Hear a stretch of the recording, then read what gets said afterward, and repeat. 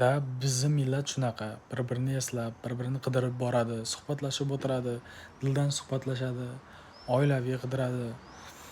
O'sha narsa bizni millatda ham yildan-yilga вообще yo'q bo'lib ketyapti. Почти yo'q deb o'ylayman. Qachondir to'y bo'lmasa, yo nimadir bo'lmasa, o'sha insonlar bir-biri bilan faqat ko'rganda ko'rishish qilyapti deb o'ylayman.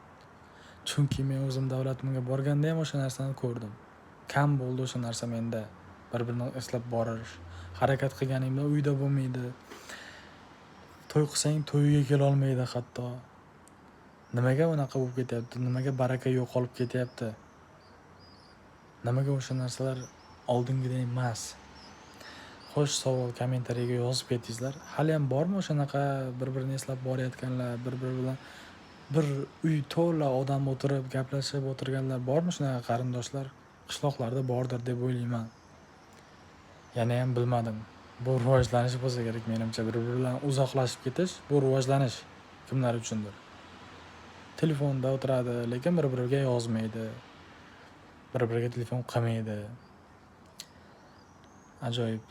Ajoyib zamonga kelib qoldik lekin. O'zimizni yaqinlarimizga telefon qilishga vaqt yo'q. Vaqt o'zimizni qo'limizda lekin. Ishdan charchab kelamiz, to'g'ri. Qachondir asabiy bo'lamiz, qachondir yaxshi kayfiyatda bo'lamiz. Sizlar fikrlaringizni kommentariyada kutaman. O'sha mehr-oqibat, o'sha oldingidek bir tom to'la insonlar o'tirish, o'sha narsalar bormi hali ham? Men yoshligimda ko'rgan o'sha narsalar hali ham bormi qayerdadir? Yo izlaymizmi? Oxiri borib topa olmaymiz ham. Davay, hammaga omad.